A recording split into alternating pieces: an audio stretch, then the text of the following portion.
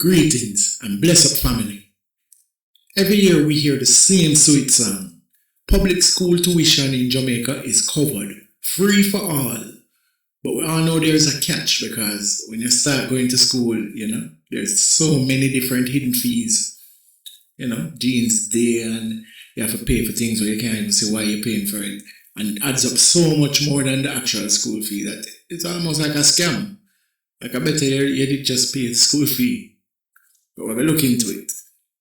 So many parents scrape up their hard-earned money and pay massive tuition fees to send their kids to private school for prep and high instead of public schools, thinking that they're escaping the whole financial drama, the whole schemes and frauds. But it doesn't matter if you go public or private.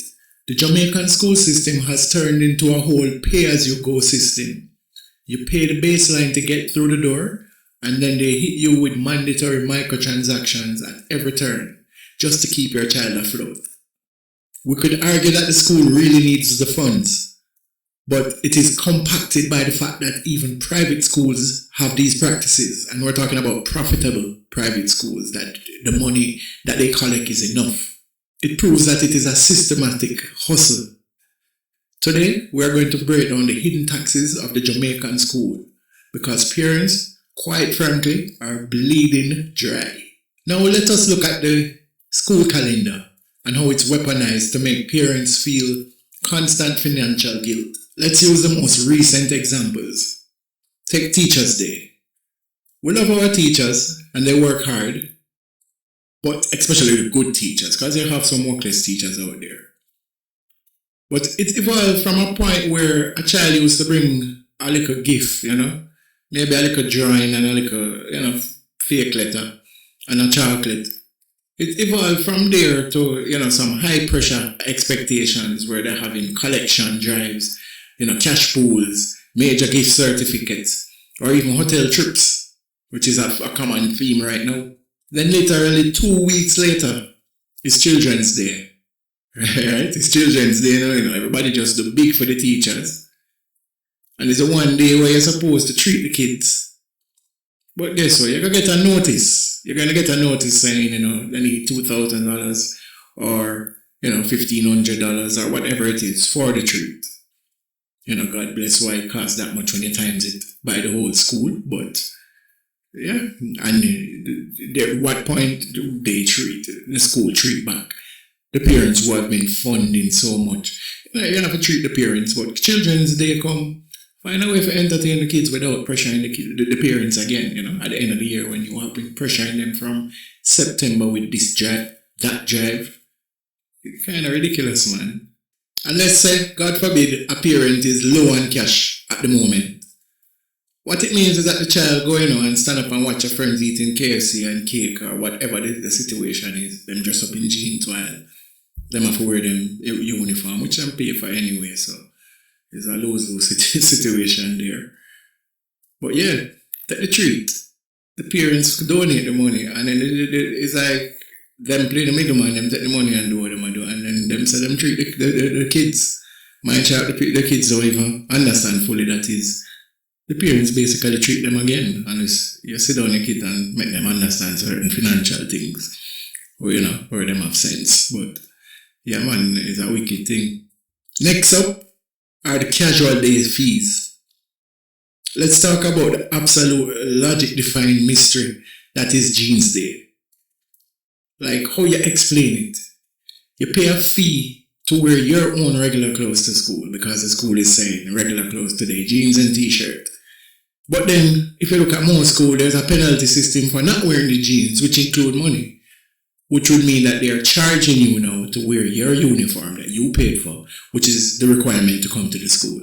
And it's a double-edged sword, it cut you if you wear the jeans and it cut you if you don't wear the jeans. Either way, them collecting money. What can go so? And then comes Sports Day. You buy the PE gear, You buy the house t-shirt if them selling that. Them have walkathon or marathon running and them collecting drive for that to support the Sports Day. And I'll give you my personal experience. You contribute. Couple $1,000 because I have multiple kids going to the school. Couple $1,000 to watch sports day. You know what, the marathon running and whatever. Or they say they're running for the money. They could have just asked for the money, but you contribute. And the day of sports day come now, you pack up with your family, kids, you know, maybe the cousins and so. And my experience was I went with all my kids. And when I went, they were telling me at the gate that it's $500 to get in. Now they ask you to fund the sports day. And at the end of the day, they're telling you that it's $500 to get into the same sports day. You know, it's a thing, you know. Why? So you come to watch your kids where you pay school fee, because even though them say them not collect school fee, they do collect an auxiliary fee and a fee that they collect. I can't remember what the registration fee, which if you don't pay it, you can't go on trips, you can't participate in this or that. So those are some more of the hidden fees where, yes, it's totally free, but if you don't pay these, you can't do certain things. Pay as you go, you understand? But all of that is child's play compared to the absolute worst hustle that's running in schools right now. Well, to me, forced extra lessons. Extra help is great, you know. If a child is genuinely falling behind and need the help, but there's a dangerous line that them cross. We have teachers openly telling parents that if the child does not pay for the attended extra class after 3 p.m., they will not get the full curriculum. That has happened to me already, where my son come and said it's $1,000 a week for extra class, so it's an extra $4,000 every month. And the teacher's telling him that him have to come extra class again. So he is a straight A student. No problem with school. I don't think he need any extra class. He need to go do some more physical activity, if you ask me. But they're telling him he need to come extra class to get all of the information he needs for his PEP exam. That can't make sense. That cannot even be legal. Isn't it mandatory that them teach the whole course in school hours? Because the government not getting nothing out, and this is why them like it. Just think about this hustle, people. $1,000 per student per week. Them have 30 odd people in the class. Let's say moderately, because they force it, so most people do, but let's just say 20 people out of 30 odd comes to the class every week. That's 20 grand a week. That's 80 grand for the month. In pocket, we're just doing 1 extra hour a day. 80 grand an hour. 80 grand a month for 1 hour. And when I pocket watch, if they had all those students were students that needed it, no problem. But if you're putting it where you have to come to get the curriculum, that is foolishness. Extra class has always been a system of, how do I put it? The ones that are falling behind need the extra help. They might need smaller help. So extra class of a class of 30 people would normally be like 10 people, 12 people. They're getting the extra help with a little, extra care, more attention to them, to them. It's less of a ratio. It's not one teacher to 30 students, it's 1 teacher to 10 students. Make better sense? They can pinpoint things where your weaknesses and help you.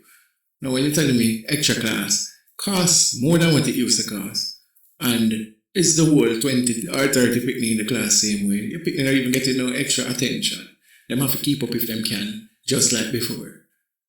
Before it was, them can't keep up, so put them in a class with what they work slower with them. It's an absolute hustle, man. Absolute hustle. And it is important to remember that you're going to have some students that need it, that definitely cannot afford it. So that creates a tier system of who can contribute more to the lessons. So it cannot be considered that education is free when all these steps. And bear when I talk about all the other things, remember that when you not the teacher a gift, when you not contributing to this fund, that fund, your child gets, in most cases, less attention. You become an unseen parent some of the times. We're the ones that, give you my, hi, Miss Brown, how are you? You might not even get a good evening if you're not a constant contributor. And it's an ungrateful system because sometimes you will contribute when you can, and when you can't, it is noted. And if you think we're finished, there's one that you might have forgotten about. The PART program. It's specifically designed by the government to ensure that the most vulnerable, poor, low-income people get proper meals at school. Help to support families that really can't. It also helps them with a little, financial thing in hand on a monthly basis or a bi-monthly basis. But PART provides things, different things. I can't even tell you the items. I know they have the porridge and the cheese bread. I can't remember the items offhand, but we have had reports, many reports, and even bustings of people who, teachers and administrators at the school, who get the PART products and choose to keep it for themselves, or distribute it amongst their favorite people, or even worse, sell it. So 1,000 something come for kids this week, and 200 were distributed while 800 were sold. That's heartbreaking. I will not even talk where they might say, yes, PART children are ashamed to come for their foods or whatever, but you have other kids who would really appreciate it the same way. They can say, well, instead of them go buy a food, them take this. I mean, I don't know. Or send it back to PART and tell them that it's not being used. So that it's our money same way, the government can't stop wasting money sending it, but for turning it in a scheme, just show the mindset of these people. Yeah, man. And who guilty by law, but if you're innocent, I'm definitely not showing it at all teachers. But this is constant themes that we're seeing across all schools and things that I hear all parents, a lot of parents, complaining about, the hustle of the schools. The list of microtransactions is endless still. If it's not jeans day, it's hat day. Hat and tie. It's boys day. It's girls day. As I said, teachers day, child's day, KFC day. The multiple trips, where you have to say the trips, obviously sometimes a trip costs some money, but when you really add it up, yes, the bus costs and everything, but by the numbers, there's clearly room for profit. Clearly, and there's never a time where you hear that, okay, well, how we work it out, or the money that we collected for this thing, we ended up collecting too much, so you never hear that. If it was 500 we're trying to get, and we got 2,000, where the rest go? Children's own, the children's own newspaper. I remember one time my son come home with it and he has never read it, and I noticed that him keep coming home with them. I asked him why. The teacher tell them, and she make sure check them if they have money and if they have change from their buy lunch, and force them to buy children one. That's something we have to investigate. I don't know if they get a kickback off of these children one things. Does the school get a kickback off KFC, or every school have KFC day?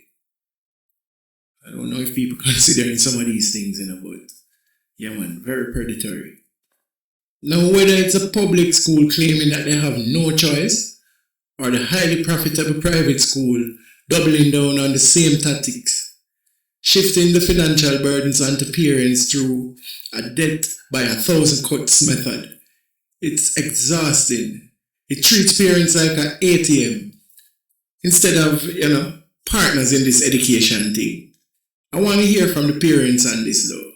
What's the wildest and the most outrageous force fees, at the school that your children attend? You hear me list all the little things, but I know I miss a lot of them. I know as a parent, sometimes they're so tiring. I have to just ignore some of them. Trust me.